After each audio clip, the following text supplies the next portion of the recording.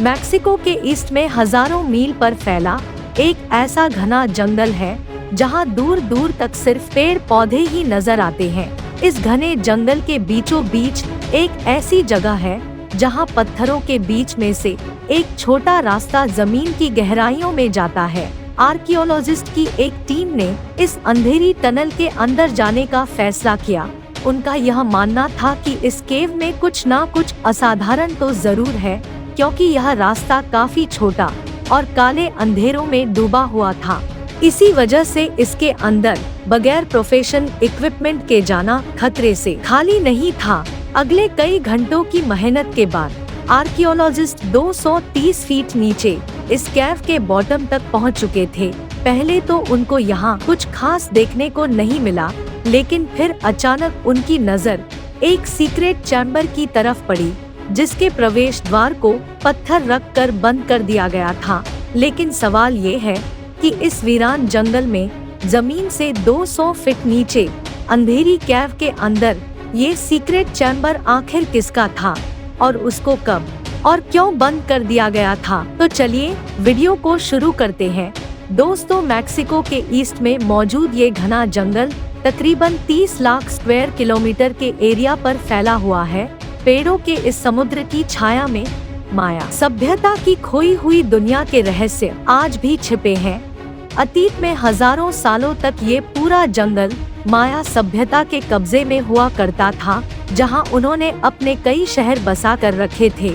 इस सभ्यता के लोग काफी स्किल्ड माने जाते थे, क्योंकि उन्होंने एंशिएंट इजिप्शियन की तरह अपनी सिटीज में पिरामिड्स भी बना रखे थे।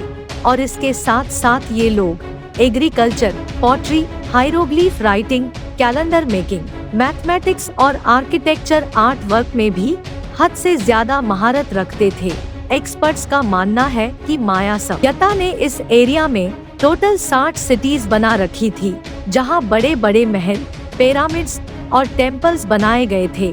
इनकी हर सिटी का अलग किंग हुआ करता था, जिसको मायंस अपना गॉड मानते थे। इनमें से कुछ सिटीज की बिल्डिंग तो आज भी सही सलामत खड़ी है और इनको हर रोज टूरिस्ट की बड़ी तादाद विजिट करने आती है। लेकिन इस घने जंगल में, जहां प्रॉपर कोई रोड नेटवर्क भी नहीं है, इसके अंदर हजारों साल पहले बसने वाली माया सभ्यता के राज, पूरे के पूरे शहर और कई स्ट्रक्चर्स भी छुपे हुए हैं। कुछ जमीन के अंदर धंस चुके हैं, तो कुछ को पेड़ों की छाया ने इंसानी आँखों से ओझल कर रखा है। लेकिन मॉडर्न टेक्नोलॉजी के इस्तेमाल से हिडन मायन सिटीज और उनके स्ट्रक्चर्स को ढूंढा जाने लगा है। एक्सपर्ट अब लाइडार टेक्नोलॉजी की मदद से पेड़ों के इस समंदर के नीचे छुपे हुए स्ट्रक्चर्स की निशानदेही कर सकते हैं। लाइडार, जिसका मतलब है लाइट डिटेक्शन एंड रेंजिंग, ये एक ऐसी टेक्नोलॉजी है जिसमें एयरप्लेन से जमीन पर लेजर पल्स फेंकी जाती है। ये लेजर पल्स पेड़ों को बाईपास करके जमीन से टकराकर वापस एयरप्लेन पर लगे सेंसर तक पहुंचती है और फिर इस डेटा को प्रोसेस करके ग्राउंड की एक शेप तैयार की जाती है। ये ऐसा ही है जैसे एक्स-रे, जो हमारी बॉडी की बोन्स का नक्शा बनाता है। हैरतअंगेज तौर पे अभी तक 4500 से भी ज्यादा मायन सभ्यता के खंडहर मिल चुके हैं।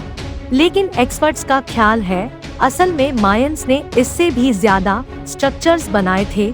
ये सवाल इतना इम्पोर्टेंट नहीं है कि मायंस ने हजारों साल पहले कितने स्ट्रक्चर्स बनाए थे, बल्कि असल मिस्ट्री तो यह है कि इतनी भारी पॉपुलेशन वाले पूरे के पूरे शहर छोड़कर मायंस आखिर गए कहाँ? क्या उनको जमीन निगल गई या आसमान उन पर फट पड़ा?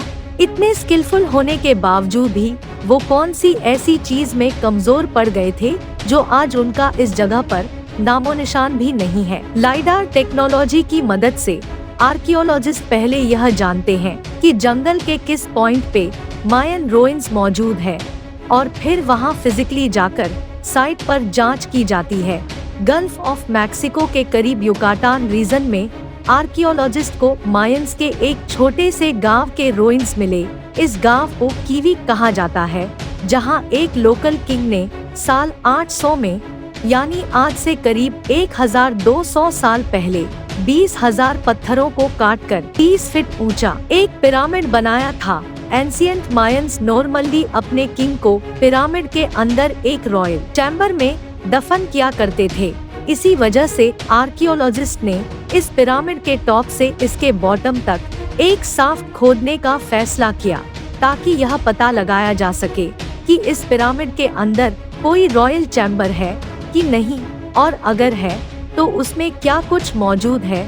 21 फीट की खुदाई के बाद आर्कियोलॉजिस्ट को एक ऐसा पत्थर मिला जो एक साइड से बिल्कुल फ्लैट था।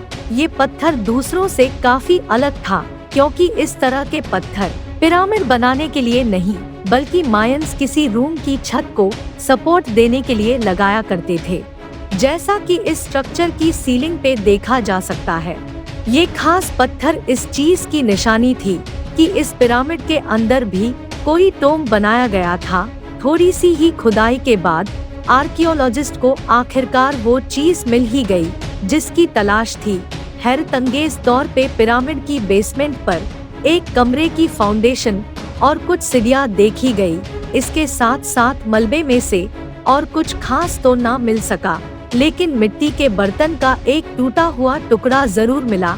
इस छोटे से पॉटरी के टुकड़े ने आर्कियोलॉजिस्ट को कई सवालों में उलझा कर रख दिया। रेडियोकार्बन डेटिंग के जरिए इस पॉटरी के हिस्से की एज मालूम की गई, तो यह तकरीबन साल 500 में बनाया गया था, यानी आज से करीब 1500 साल पहले। हैरान करने वाली बात तो ये थी कि पिरामिड खुद तो 1200 साल पहले बना था, लेकिन यह पॉटरी का टुकड़ा पिरामिड से भी 300 साल पहले बनाया गया था, और आर्कियोलॉजिस्ट की नज़र में यह किसी भी सूरत पॉसिबल नहीं है। ऐसा क्यों पॉसिबल नहीं, यह जानने के लिए हमें हिस्ट्री का रुख करना पड़ेगा। हिस्ट्री से मालूम पड़ता है कि युकाटान का यह हिस्सा नॉर्थेरन माया में गिनती किया जाता था, और साल 500 में जब पिरामिड के अंदर का यह चैम्बर बनाया गया था, तब मायंस यहाँ आए ही नहीं थे। तो अब सबसे बड़ा सवाल ये खड़ा हुआ कि अगर मायंस ने ये रॉयल चैम्बर नहीं बनाया था, तो आखिर किसने बनाया था। इसका जवाब जानने के लिए पिरामिड रुइंस के आसपास जंगल का मुआयना किया गया, इस उम्मीद से कि शायद इनको कोई खास इंफॉर्मेशन मिल सके। पिरामिड साइड से 15 किलोमीटर दूर आर्कियोलॉजिस्ट को कुछ पत्थरों के बीच में एक केव का रास्ता दिखाई दिया। केव का प्रवेश द्वार काफी छोटा था और इसके अंदर जाना खतरे से खाली नहीं था। इसी वजह से प्रोफेशनल इक्विपमेंट का इस्तेमाल किया गया और 2 से 3 केव एक्सपर्ट्स को इसके अंदर भेजा गया। कई घंटों के बाद एक्सपर्ट जमीन से 230 फीट नीचे केव के बॉटम पर पहुंच चुके थे, जहां हैरतअंगेज तौर पे उनको एक सीक्रेट चैम्बर का रास्ता दिखाई दिया, और इस चैम्बर के प्रवेश द्वार को एक पत्थर रखकर बंद किया गया था। जब चैम्बर के प्रवेश द्वार को खोला गया तो अंदर वो कुछ देखने को मिला जो किसी ने सपने में भी नहीं सोचा था। जी हाँ, जमीन से 230 फीट नीचे केव के इस सीक्रेट चैम्बर में बहुत सारी इस्तेमाल की हुई फायर टॉर्चेस पड़ी देखी गई, जिनको प्राचीन काल में रोशनी के लिए जलाया जाता था। फायर टॉर्चेस के अलावा यहाँ बड़ी तादाद में मिट्टी के टूटे हुए पोट्स भी मिले। ये पोट्स के टुकड़े वैसे ही थे जैसे 15 किलोमीटर दूर पिरामिड की बेसमेंट से एक टुकड़ा मिला था। ऐसा मालूम होता था कि ये जगह किसी जमाने में यहाँ एक पूजा स्थल हुआ करता था, जहाँ लोग कोई विश पूरी करने के लिए यहाँ आकर पोट्स तोड़ा करते थे। इनमें से कुछ पोट्स के पीसेस को जब दोबारा जोड़ने की कोशिश की गई तो हैरत अंगेज तौर पे एक और हकीकत खुलकर सामने आ गई। ये नोटिस किया गया कि पीसेस जोड़ने पर पूरा पॉट कभी भी कंप्लीट नहीं होता था, बल्कि इसमें एक पीस हमेशा कम पड़ जाता था। यह अजीब मिस्ट्री किसी को भी समझ नहीं आई कि यहाँ तोड़े जाने वाले तमाम पोट्स का एक पीस मिसिंग क्यों है। आर्कियोलॉजिस्ट का शक था कि ये लोग यहाँ पोट्स को तोड़ते तो थे, लेकिन उसका एक हिस्सा शायद अपने साथ ले जाते थे और उसको अपने घर के अंदर रखते थे। युकाटान रीजन में पिरामिड रूइन के बॉटम से पाया जाने वाला सिरेमिक पोट का हिस्सा असल में इसी केव के बॉटम से लाया गया था। यह इस बात का क्लियर एविडेंस था कि किवीक के इस गांव में मायंस के आने से पहले यहाँ कुछ लोग रहते थे। जो अपने धर्म का पालन इस केव में जाकर किया करते थे, और इनका भी रहन सहन लगभग माया सभ्यता के जैसा ही था। उधर जमीन के अंदर केव में सीक्रेट चैम्बर, जहां सिरेमिक पॉट्स तोड़े जाते थे, वहां से आर्कियोलॉजिस्ट को केव में और आगे जाने का भी रास्ता मिला। एक्सपर्ट्स ने और सबूत हासिल करने के लिए केव के इस रास्ते पर आगे जाने का फैसला किया। थोड़ा ही आगे जाने के बाद एक्सपर्ट्स को एक और सीक्रेट चैम्बर मिला, जहां पत्थर की दीवारों पर कुछ ऐसे नक्शे बने थे जिनको देखकर दिमाग दंग रह जाता है। केव के इस डीपेस्ट पॉइंट पे पत्थर के ऊपर एक 3D जैगुआर की पेंटिंग हो रखी थी। ना सिर्फ इतना बल्कि दीवारों पर एक और पेंटिंग में जैगुआर को हिरन का शिकार करते भी देखा गया। एक्सपर्ट जिन्होंने पहले भी दूसरी माया केव्स में पेंटिंग देख रखी थी, ऐसी पेंटिंग वो अपनी लाइफ में पहली बार देख रहे हैं। इन पेंटिंग्स का जब डिटेल एनालिसिस किया गया तो मालूम पड़ा कि ये साल 100 BC में बनाई गई थी, यानी आज से करीब 2100 साल पहले, और साउथ से मायंस के आने से भी 800 साल पहले यह पेंटिंग यहाँ बनाई गई थी। अब इस नए एविडेंस से एक बात तो साबित हो चुकी थी कि कीवी के इस गांव में साउथ से मायंस के आने से पहले भी एक सभ्यता रहती थी।